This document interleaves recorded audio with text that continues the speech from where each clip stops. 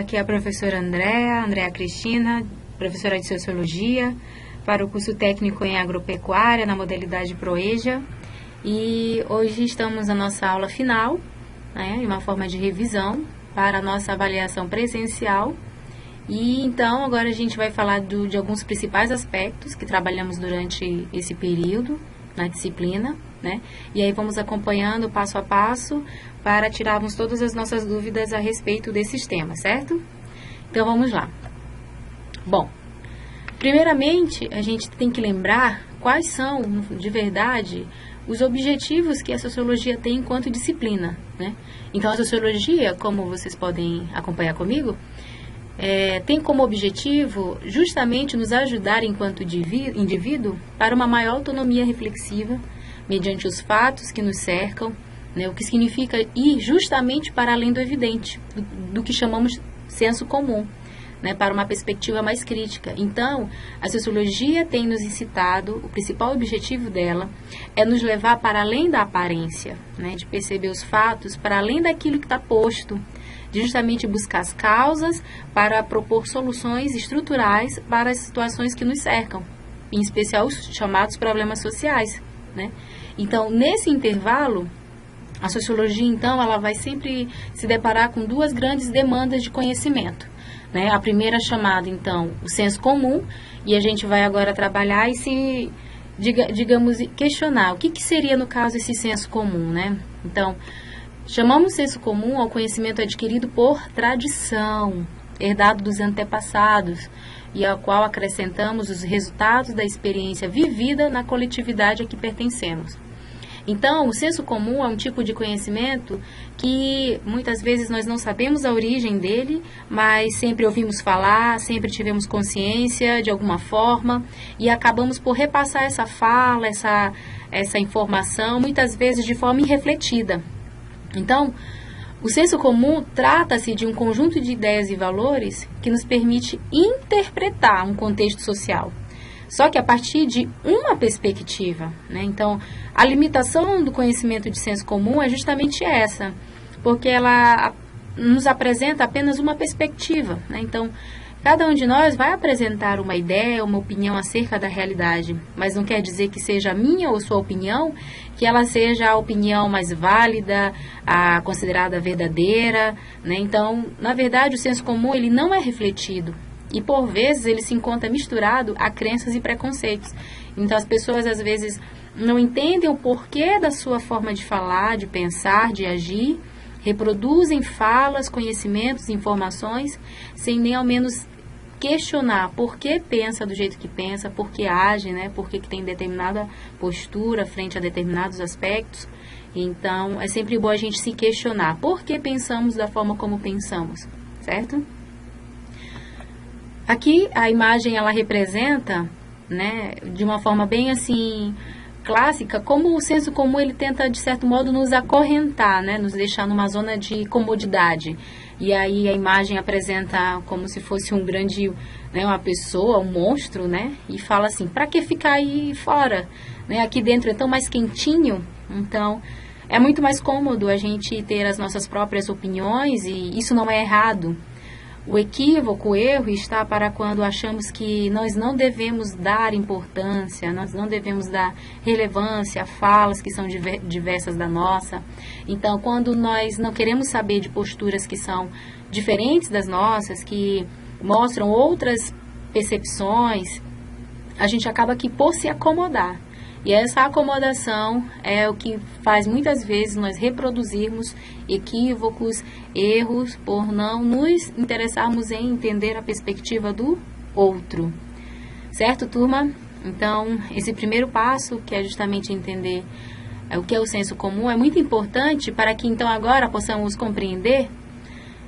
Se a sociologia então é esse conhecimento que nos incita a buscar a compreensão da realidade para além da aparência, então, contrário do senso comum, a sociologia vem nos despertar um senso crítico, né? E o que seria esse senso crítico? O que a imagem nos remete, né? Então, o senso crítico é uma busca individualizada, né, de uma ideia ou pensamento que leva em consideração várias perspectivas e fatos para melhor compreender a realidade, de modo que o indivíduo consiga elaborar a sua própria perspectiva crítica reflexiva.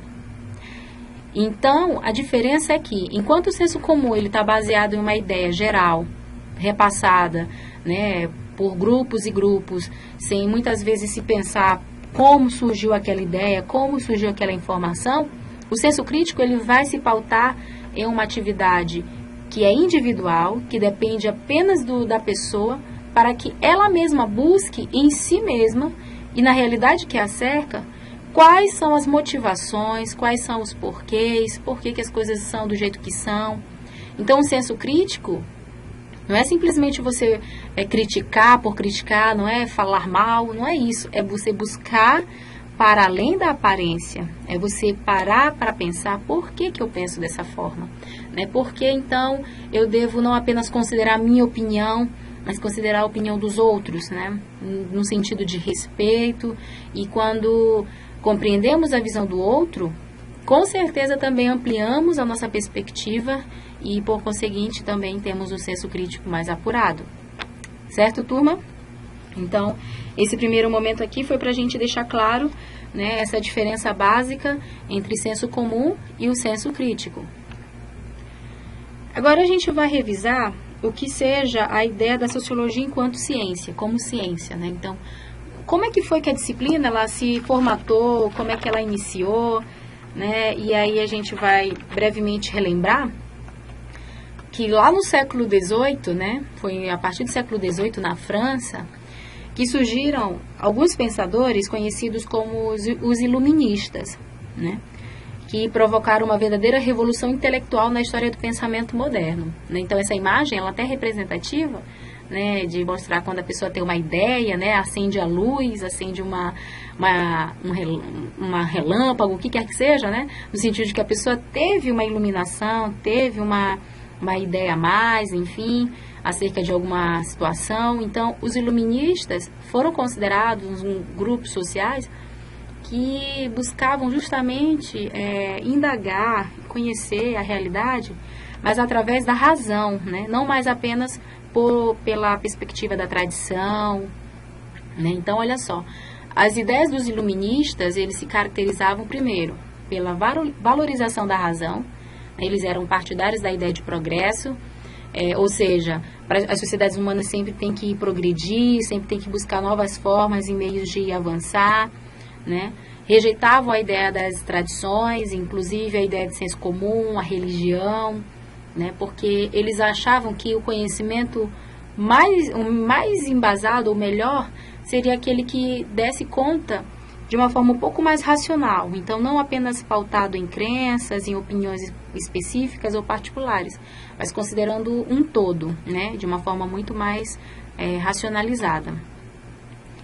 E então a ciência, chamada ciência da crise, né, foi um nome que a sociologia também recebeu em um período, justamente, né, porque a sociologia começou a ser pensada como uma ciência que surgiu para apresentar respostas mais pertinentes acerca das revoluções sociais que emergiam. Então, a Europa do século XVIII, XIX, né, baseadas em tantas outras revoluções, Revolução Industrial, Revolução Francesa, né, aqui a imagem que nós vemos agora de um protesto de trabalhadores ingleses, né, frente às configurações de trabalho, exploração.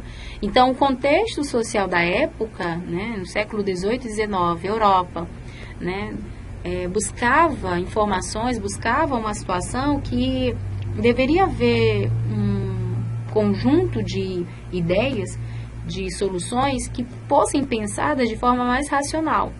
Então, a sociologia aqui surge como sendo essa ciência capaz de apresentar essas respostas para essas revoluções, para essas aparentes situações de crise, que só poderiam ser remediadas, né, só poderiam encontrar solução se pensadas e refletidas, né, a longo prazo. Então, seria o mesmo que pensar por que as coisas estavam acontecendo da forma como ocorriam, né, como aconteceram. Então, é buscar além da evidência. Então, a sociologia ela também se propôs a isso e por isso ficou conhecida como a ciência da crise. E nós falamos agora de um autor chamado Augusto Comte, o chamado precursor da sociologia, né, ou seja, o primeiro considerado o primeiro teórico, né? Ele era filósofo e matemático francês e foi ele quem deu o nome para a disciplina. Quem deu o nome de sociologia foi Augusto Comte, né? Então, ele justamente trouxe a ideia de que deveria existir uma nova ciência, né, que se proporia compreender os fenômenos sociais.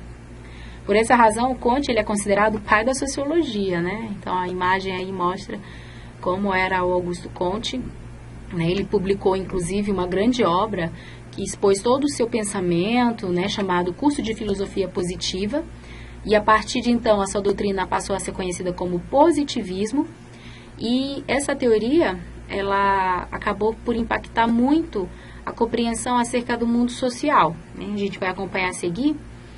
Então, Augusto Comte acreditava que todas as sociedades humanas passariam por estágios de evolução social. Então, essa perspectiva foi denominada de positivismo, né, de encarar que todas as sociedades humanas deveriam passar por estágios de evolução até chegar num sentido ou numa sociedade mais evoluída, né? E esse pensamento, né, século já XIX, início do século XX, foi também conhecido como darwinismo social, né? Já a gente vai ver aqui uma imagem, um esquema que eu fiz, para a gente compreender melhor o esquema representativo do positivismo e do que se chamou de darwinismo social, né? Então, influenciada pela obra, justamente, A Origem das Espécies, de Charles Darwin, assim como o naturalista Darwin pensava a ideia de que as espécies se adaptariam, né, e só sobreviveriam os mais adaptados, os melhores, Comte acreditava que a sociologia daria conta de compreender sociedades, né, e em especial de propor meios para que elas conseguissem alcançar um nível de evolução social maior, né? Então, só que a gente vai ver, né, que esse esquema de interpretação, o positivismo, ele mesmo depois foi alvo de grande crítica pela própria sociologia, né, que a gente vai ver mais logo na frente, que justamente de não considerar que existem sociedades mais ou menos avançadas. Na verdade, não existem, né? Mas por que ele pensou assim? Porque na época ele era influenciado pelo pensamento naturalista, pelo pensamento das ciências exatas, naturais. Então, esse pensamento acabou que formatando um pouco a perspectiva teórica do autor. Então, agora a gente vai ver um esquema que representa, né, como o positivismo, como é que essa teoria positivista classificava as sociedades humanas, né? Então, a gente vê aqui, positivismo. Então, aqui, essa linha é como se fosse uma linha histórica de desenvolvimento e progresso das sociedades humanas, sim? E o positivismo, então, ou também conhecido como darwinismo social, diria que existiam 3 grandes estágios, né, em que todas as sociedades humanas deveriam passar. O primeiro, fictício, mitológico, metafísico, e o científico ou positivo, né? A gente não vai agora entrar no detalhe do que foi cada estágio, mas que compreendam, relembrem agora, que o positivismo, ele queria dizer que quanto menos desenvolvido fosse uma sociedade, mais ela deveria buscar o pensamento racional, né? Mais ela deveria buscar o pensamento reflexivo para, então, né, conseguir ser uma sociedade mais avançada. E o que ele chamava de sociedade mais ou menos avançada? Se ela tivesse mais, né, conhecimentos pautados numa chamada razão científica, assim ela seria considerada mais racional. Então, segundo o positivismo, quanto mais racional, científica racional fosse uma sociedade, mais essa sociedade seria considerada desenvolvida ou avançada. Então é isso, turma. Até aqui tudo bem? A gente está fazendo uma revisão justamente dos pontos principais que estão pontuados na nossa aula, né? Nas nossas aulas, mas em especial os temas que estão aí presentes na nossa avaliação, que vocês vão fazer na modalidade presencial. Em seguida, a gente vai falar sobre a questão das instituições sociais, que foi um tema também que nós trabalhamos no decorrer desse período aí. E o que seriam as instituições sociais, né? Então, vamos lá. As instituições sociais são instâncias reguladoras da vida social, que possuem um conjunto de regras, normas, né, normativas, que são prévias e historicamente estabelecidas. Então, a gente vai ver que o que é considerado instituição social, né? A gente vai ver já exemplos, são justamente organismos, né? São situações, instituições que visam justamente dizer como os indivíduos devem agir, como eles devem se comportar, né? Então, as instituições sociais, elas orientam modos de ser, agir e pensar, né? Quer nós estejamos conscientes desses processos ou não. E por meio dessas instituições, os indivíduos, todos nós, né, de certo modo, somos moldadas por padrões de condutas desejáveis, né, visto que são criadas expectativas para cada um de nós, né, sobre quais papéis sociais nós devemos desempenhar. Então, quando a gente coloca aqui, vou exemplificar, exemplo de instituição social, a família, né, então a família, ela estipula os papéis sociais de cada membro desse grupo familiar, dessa instituição social. Então, a instituição, ela justamente, ela visa o quê? Determinar qual posição social cada pessoa vai ocupar em determinado grupo. Então, a família vai determinar quem vai ser a ideia do pai, quem é a figura do pai, da mãe, dos filhos, né? Então, a escola, enquanto instituição social, será que assim como a família, ela também prescreve, ela também dita normas, regras, né, de modos de ser, de agir, de pensar? Também, né? A religião, o Estado. Então, todos esses conjuntos que formam, né, organismos que buscam justamente promover, né, de que forma nós devemos nos portar em sociedade, então considerada como instituição social. Por exemplo, a escola, né? Então, quando a gente fala em especial que a escola é uma instituição social, porque ela organiza normas e procedimentos padronizados que são validados pela sociedade e que tem como objetivo a socialização do indivíduo e a transmissão de determinados aspectos da cultura e do conhecimento de uma determinada sociedade. Então, o que a gente quer dizer aqui? A escola, ela vai sempre conter várias regras, vários instrumentos de controle para que nós possamos, ao término de determinada etapa, né, qual é o objetivo? Eu quero conseguir um emprego melhor, quero poder me qualificar mais. Então, a escola, dentro desse processo, desse objetivo do indivíduo, nesse processo de formação, ela vai, né, indicar quais caminhos seguir, quais comportamentos ter, que matérias estudar. Então, por isso, a gente exemplifica aqui a escola como uma das principais instituições sociais também. Certo? Então, gente, avançando, outro tema que está na nossa avaliação presencial, quando a gente fala de cultura, o sentido da cultura, né? A gente pode visualizar aqui nas imagens. Bom, a gente vai perceber que a cultura, muito mais do que crença, lenda e tradição, a gente tem que perceber que, sociologicamente falando, a cultura ela é dotada de uma capacidade. Na verdade, a cultura é tida como uma capacidade, né, que o ser humano tem de atribuir sentido e significado às relações sociais e ao mundo que o cerca. Então, vocês veem aqui duas imagens. Aqui a primeira, a imagem do Bumba Meu Boi no Maranhão, né? E aqui a segunda imagem é a do frevo lá em Pernambuco. Ora, a gente pode falar o quê? Cada grupo social vai representar de forma específica as suas formas de entender o mundo social, né? Então, não vamos dizer aqui que existe uma brincadeira, que existe um significado melhor ou pior. Apenas são contextos diferentes, diversos, né? E por isso eles devem ser respeitados na sua especificidade. Então, a cultura, ela relaciona-se também, né, com esse conjunto de regras, crenças, né, manifestações artísticas, tradições, e ela se caracteriza, a cultura, como essa capacidade que a gente tem de dar sentido e significado e também de transmitir, né, de produzir e transmitir determinadas informações, brincadeiras, né? Então, isso que é importante de entender em relação ao sentido de cultura, né? Então, a cultura, ela é justamente entendida como dinâmica e plural. Então, por isso, ela está sempre em processo de transformação, de construção. Então, é equivocado falarmos que um povo pode perder a sua cultura, né? Na verdade, a gente, sociologicamente falando, entende que a cultura, ela sempre está se ressignificando, se remodelando, né? Se transformando. Mas sempre a capacidade que temos de dar sentido às coisas, isso sempre vai ser a cultura. né? Porque a cultura não é apenas um conjunto de regras ou um conjunto de brincadeiras, de tradições. A cultura é essa capacidade que temos de dar sentido às coisas.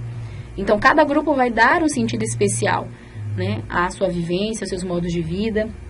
Então, como eu coloco aqui, cada grupo social participa de um contexto social, histórico, cultural e econômico diverso e específico, né? Desse modo, não se deve classificar as sociedades humanas como mais ou menos avançadas, né? Por vezes, estabelecer certas comparações pode se constituir como um mecanismo de preconceito e discriminação, né? Então, a gente não está, a sociologia, né, dentro dessa abordagem acerca da cultura, a gente não deve classificar os grupos sociais, como esse tem mais cultura, determinada pessoa, determinado grupo tem menos cultura. Não, né, isso é equivocado, isso é errado a gente reproduzir falas nesse sentido. Porque a gente tem que entender que cada grupo vai ter seu modo, né, particular, singular de ser. E nem por isso vai ser considerado, deve ser considerado pior ou melhor, é apenas diverso. Certo? Então, a gente acompanha aqui, por exemplo, o sentido da cultura tem a ver em reconhecer as especificidades dos diferentes modos de vida dos diferentes grupos sociais existentes, o que a gente falou há pouco, né? Então, o importante é a gente considerar essa diversidade e por mais que o outro pense, né, creia, haja de forma diferente da minha perspectiva, da forma como eu vejo a realidade, isso não deve ser utilizado como elemento de comparação ou elemento de classificar o outro como superior, inferior, melhor ou pior, certo? Então, temos que reconhecer essas especificidades e respeitá-las. Ok, gente? Então, sobre esse tópico, sobre ainda a questão da cultura, quando se fala da questão da diversidade, né? Então, o que a gente viu aqui na história do Brasil e de tantos outros povos, né? Por exemplo, da América Latina, durante o processo de colonização, né, que ocorreu em grande parte do mundo, foi deixada uma forte marca do que foi chamado, do que é até hoje chamado, de etnocentrismo. O que é etnocentrismo? É justamente uma atitude de superioridade e desprezo de um grupo social ou indivíduo, né, que tem em relação a outros grupos sociais ou indivíduos. Então, é justamente essa imagem aqui, ela é bem emblemática para representar essa ideia do etnocentrismo, né? Por exemplo, a figura do colonizador, né? Quando ele vê o outro diferente de si, ele diz, onde estão as vestes desse selvagem? Pensa consigo, né? E o outro, o índio, o indígena fala, por que tantos ornamentos? Então, a gente vai ver que cada grupo social ele vai ter uma perspectiva diferente, né? E nem por isso, como a gente fala e repete, deve ser considerado melhor ou pior, né? Quando a gente diz que o outro que pensa diferente de mim está errado, tu não pensa da forma como eu penso, crê da forma como eu creio, então você está, né, no caminho errado, está equivocado, isso aí é uma atitude, uma perspectiva chamada etnocêntrica, né? Que etnocentrismo vem da junção de duas palavras, né? Centrismo, a ideia de centro, e etno de etnia, que é justamente a pessoa achar que ela é o centro do universo, que ela é o centro, né, de tudo, que a opinião dela é a mais válida, que a forma dela de viver é a mais correta, que a forma dela de se comportar é a que é a verdadeira e tanto mais. Entenderam? Então, o etnocentrismo ele é um comportamento que deve ser, no máximo, evitado, porque não condiz com a perspectiva de respeitar a diversidade. Então, quando não há o respeito à cultura e modos de vida dos outros grupos sociais, pode-se desenvolver atitudes etnocêntricas de preconceito e discriminação. Então, exemplo, às vezes quando a pessoa se remete a outra, né, em relação a, por exemplo, a sua religião, a minha fé que fala a verdade, a minha opinião é verdadeira, e às vezes quando a gente fala de uma forma desse modo, principalmente de uma forma agressiva, a gente está reproduzindo atitudes de preconceito e de discriminação. Como se a forma que o outro pensa, o outro vive, fosse tão errada a ponto de me dar o direito de criticá-la, né? Mas cada um tem um modo de vida específico, né? Não cabe eu ou você julgarmos, né? Dizermos o que é o melhor para o outro, né? A gente pode tomar essa perspectiva para a gente, isso é individual. Mas eu não devo validar ou dizer que a minha opinião é a mais correta. Essa imagem, inclusive, ela é bem representativa, né? Então, cada um vai ter um ponto de vista acerca de qualquer processo, né? E muitas vezes a minha opinião vai divergir da sua e do seu colega, mas não quer dizer que o outro que pensa diferente de mim, por essa diferenciação de opiniões, de perspectivas, de crença, isso não me dá o direito de desrespeitá-la ou inferiorizar a opinião, a posição dessa pessoa em função da minha. Deu para entender, gente? Então, olha só. Bom, outro tópico que está presente na nossa avaliação é sobre a questão da revolução científica e tecnológica e a globalização. Então, aqui a gente vê, né, por exemplo, a imagem ela é representativa, né, que é importante perceber como a emergência das tecnologias, as novas formas de conhecimento, elas acarretam profundas implicações nos relacionamentos sociais, né? A gente tem visto talvez de 2 décadas para cá, né, como as relações sociais elas têm sido totalmente mediadas, né, pela televisão, pelo celular, pela internet e tantos outros meios, né? Então, as chamadas novas tecnologias, elas tanto podem funcionar como forma de incluir ou de excluir socialmente o indivíduo, né? Tanto pode ser utilizada como ferramenta que aproxima ou, de fato, afasta, né? Então, a sociologia, então, ela está buscando essa compreensão para justamente estarmos atentos aos processos de exclusão social, né? Que nem sempre todos nós temos as mesmas condições ou oportunidades, né, de acessar algumas informações, alguns mecanismos, ferramentas, como, por exemplo, a globalização vai destacar, que a gente vai falar logo mais. Então, olha só, a revolução científica tecnológica, junto com essa ideia de globalização, vai nos lembrar o seguinte, que houve e ainda há uma revolução dos meios de transporte e das comunicações, né? E isso tem impactado profundamente a percepção, né, como nós vimos os outros, nos vemos, né? E, atrelado a isso, há uma perspectiva dentro da sociologia que chamamos de indústria cultural, que é justamente um ramo que se utiliza de mecanismos midiáticos, né, para transmitir e formatar ideias, gostos, opiniões de forma generalizada a um determinado público, né? Então, muitas vezes aquilo que ouvimos, aquilo que vestimos é ditado não apenas pela minha própria vontade, mas é muitas vezes mediado pelo que passa na novela, né? A roupa da personagem, a forma de falar, o comportamento, né? E tantas outras formas de perceber.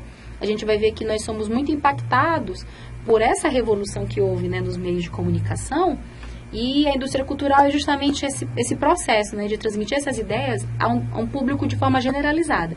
Tem que passar ao máximo de pessoas possíveis uma determinada ideia e atingir esse objetivo para que se consiga, né, influenciar as pessoas para determinada finalidade. Então, por exemplo, em relação a essa perspectiva da globalização, né, a gente vê, por exemplo, que hoje é totalmente possível a gente acompanhar qualquer acontecimento em qualquer lugar do mundo em tempo real, né? Por meio da televisão, por meio da internet. Eu e você temos acesso a produtos fabricados em diversos países, né? Então, esse processo de aproximação, né, de uma chamada aparente integração, é chamado então de globalização, né? Que seria essa ideia de tornar aparentemente as pessoas mais próximas, né? Uniformizar comportamentos, difundir ideias, mas que ao passo que aproxima, também afasta, que é o que a gente vai ver logo mais. Por exemplo, essa imagem aqui ela é bem emblemática e representativa, né? Quando fala a festa da globalização, né? A entrada é permitida, né? E aí a placa lá na frente fala outra, né? Bem-vindo ao mundo globalizado. Só que quem é bem-vindo nesse mundo globalizado? E aí o guarda lá, a pessoa que está lá guardando a porta fala, né? Vocês entrem lá pela porta de serviço, né? Como assim? Então, a gente vai ver que nem sempre todos nós temos as mesmas possibilidades de acessar os bens de consumo, aquilo que é propagado na mídia, né? E às vezes nós acabamos sendo impulsionados ou a nos endividarmos, né? A buscarmos coisas que às vezes não temos necessidade, mas nos foi imputada uma ideia de urgência. Então, infelizmente, essa ideia de globalização, de integração, não é para todos, não tem sido na prática. Então, A crítica feita está para o sentido de como é repassada a ideia dessa integração cultural, né, entre os grupos sociais, mas que em prática ela privilegia uns grupos em detrimento de outros, visto que as oportunidades não são as mesmas para todos, né? A dita integração cultural de que se fala não pode ser entendida de forma coerente, homogênea ou igualitária. É a imagem que a gente viu há pouco, né? A gente vê pessoas que não têm as mesmas formas de acesso a determinadas situações, porque a globalização não engloba todos, na verdade. Então, esse processo de integração mundial, ela não é só apenas econômica. Quando a gente vê a reunião dos grandes blocos econômicos, dos grandes países, os chamados mais poderosos, né, a gente fala não apenas de uma integração econômica, mas a globalização é uma forma, é um processo de integração que é também política, é social, é cultural, porque vai impactar todas as nossas formas de vivência, a forma de ver o mundo, de relacionar com o outro, né? Então, pela via da globalização, o lazer, as formas de se vestir, as revistas, os jornais, as formas de consumo tornam-se semelhantes em qualquer lugar do mundo. Então, é como se fosse um processo de massificação. É como se perdêssemos um pouco o nosso modo específico de ser para aderir a uma massa, para aderir a um conjunto, que a moda, tudo aquilo que nos é ditado como sendo melhor ou mais agradável. Certo? E para finalizar esse aspecto, gente, sobre a revolução científica tecnológica, a gente vê aqui que os meios de comunicação, como a gente até falou, rádio, televisão e internet, elas contribuem para a formação dessa cultura globalizada, né, que contribui tanto na partilha de informações, mas ao passo que também estipula padrões de vida e consumo para alcançar uma dada felicidade, mas que nem todos têm condição de alcançá-la. Né? Daí a importância de se valorizar as culturas e identidades próprias dos grupos sociais. Então, cada pessoa, cada grupo, cada país vai ter uma forma própria de representar a sua realidade. E nem por isso deve ser considerada pior ou melhor, certo? Finalizando, então, gente, nossa aula sobre as desigualdades sociais. Então, quando falamos como consequência desses processos, seja a globalização como exemplo, né, o estudo das desigualdades sociais é um ponto muito importante na sociologia. Né? Então, o estudo das desigualdades e diferenças, né, sociais decorre justamente de relações de dominação, de hierarquia, de divisão e segregação que são historicamente estabelecidas. Né? Então, quando a gente viu lá, especialmente, por exemplo, lá na Índia, né, vigorou oficialmente até a década de 60, o sistema de estratificação de castas indiano, né, em que a pessoa nascia numa casta, não há nada que ela pudesse fazer, né, ela não poderia nunca ascender, né, subir, mudar de casta. Ela nasceu numa casta, ela morreria naquela casta. Né? Apesar depois desse sistema de estratificação ter sido abolido, socialmente, na prática, ainda falando, essas pessoas, os chamados brahmanes, né, que seriam as camadas mais altas, mais ricas da Índia, ainda são considerados os melhores grupos, enquanto os outros, os Dalits e tantos outros, são considerados camadas inferiores. Então, isso é só um exemplo para a gente entender, né, que as desigualdades sociais, elas tendem a se reproduzir e a se ampliar. E nunca vão alcançar um equilíbrio. Né? Então, por isso que o desenvolvimento de um país ou de uma região, ela é sempre resultado do subdesenvolvimento de outra, né? Um grupo social, ele ascende socialmente, um país, o que quer que seja, porque por alguma via houve relações de exploração, né? Então, um se beneficia de algum aspecto para que possa crescer em detrimento do outro. Então, aqui a gente, por exemplo, vê uma imagem emblemática, né, quando fala, meu iPhone está tocando, né? A configuração do que seria, né, uma sociedade baseada no ter, né, no demonstrar, possuir bens materiais, ao passo que também a gente vê situações de, né, a outra parte que fala, meu iPhone está tocando, né, pessoas que ainda morrem de fome, né, o Brasil que volta ao mapa da pobreza, da fome, né, então situações como essa são de extrema importância e relevância de entendimento para a sociologia, né, por que essas desigualdades ainda se sustentam, né, então quando a gente fala de desigualdades sociais, nos vem também a ideia de uma outra palavra que nos chama a atenção, que é a ideia de desenvolvimento. Né? Só que a palavra desenvolvimento, ela é compreendida por diversas formas, né? Ela é considerada uma categoria polissêmica. Né? O desenvolvimento, ela deveria ser considerada, como Oliveira fala, como um processo, né, que busca tanto crescimento econômico como crescimento social, né? Que é o que vem dizendo aqui nesse destaque. Porém, a gente vai ver que o desenvolvimento, essa noção de desenvolvimento, né, ela não deve ser compreendida unicamente relacionada ao mero aspecto econômico, o crescimento econômico, né? Nós devemos perceber o desenvolvimento como um processo amplo e que deve consistir tanto em uma transformação quantitativa, mas também qualitativa da sociedade. E é isso, gente, que nos impulsiona, enquanto estudantes de sociologia, a buscar formas de superação dessas desigualdades, buscar formas específicas de respeito à diversidade, à alteridade, né, de conhecer e respeitar cada opinião e compreender que cada grupo social faz a sua própria perspectiva, né, estrutura a sua própria cultura e que não cabe a cada um de nós dizermos ou classificarmos quem é pior ou melhor. Então, o desenvolvimento também, ele parte desse pressuposto, né, deveria partir de que todos deveriam ser considerados, né, e não apenas por um aspecto, né, apenas econômico, mas um aspecto cultural, todos deveriam ser classificados ou considerados como dotados, né, de autonomia, né, mas infelizmente esses são um dos processos que a sociologia faz crítica e retoma e, né, sempre está aí colocando como pauta para a gente compreender melhor, certo, gente? Então, aqui são algumas referências que utilizamos para essas aulas. Desejo a vocês bons estudos, né? A revisão aí para a nossa avaliação presencial. E é isso, foi um grande prazer poder compartilhar esse momento com vocês. Qualquer dúvida, vocês podem direcionar pela forma certa, né? Pelo modo que se deve aí compartilhar a informação, tá certo? E aí, então, desejo a vocês uma excelente prova, um bom final de disciplina. E, então, estamos aí para continuar a estudar sociologia e sermos estudantes ainda mais críticos, reflexivos e que possamos ainda melhorar o contexto social em que vivemos. Certo, gente? Então, até mais. Um abraço.